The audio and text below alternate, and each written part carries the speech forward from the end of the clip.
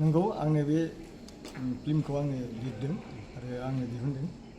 थांखिया बेनो जोंनि सिखना जाहार जेनाखि बर'नि हिस्ट'रिकेल आरो बर'नि मोनसे नेरसोन बे दिनै लासै लासै जोबलांनो हमदों।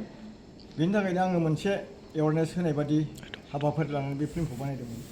आङो फुल मुभि बानायनो नागिरदोंमोन, नाथाय एसे माने फाइनान्सियेल एसे उसुबिदानि थाखाय आरो बे फिल्मा गोबां माने फाइनान्सनि माने गोनांथि जागोन फुल मुभि बानायब्ला बेबायदि होननानै आङो शर्ट मुभियावनो एसे माने जाहाथे माने एवारनेस जायो होननानै आं बानायदों, जाहाथे बैफोर जायनाखि इलिगेल माइग्रेन्ट एबा दंफां सिखाव बा हाग्रा दानस्रांग्रा बिथांमोनहा जाहाथे नायनानै एसे बुजियो आरो जोंनि फरेस्टखौ बासायो, बेखिनिखौ आं आसा खालामनानै बे फिल्मखौ आं रिलिज होनाय जादों। रायजो राजा बबाव नुनो मोनगोन?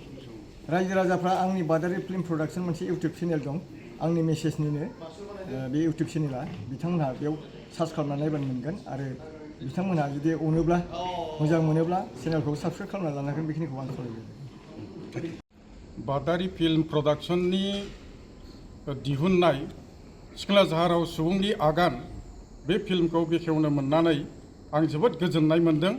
मानोना बे फिल्मा स्पेसियेलि फरेस्ट डिपार्टमेन्टखौ डेडिकेट खालामनानै बानायनाय होननानै आं सानो आरो बे फिल्मनि गेजेरजों जोंनि हाग्रा एवस्रांनानै थाहैनाय हादानाव थाहैनाय रायजो राजाफोरनि गेजेराव मोनसे सांग्रांथि लाबोनो हागोन होननानै आं सानो, मिजिंथियो।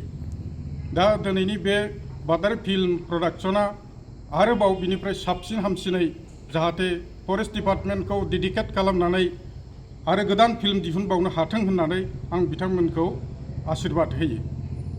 दिनैनि बे फिल्म प्रडाक्शननि बेखेवनायनि हाबाफारियाव गाहाय आलासि हिसाबै थानानै आङो जोबोद गोजोननाय मोनदों।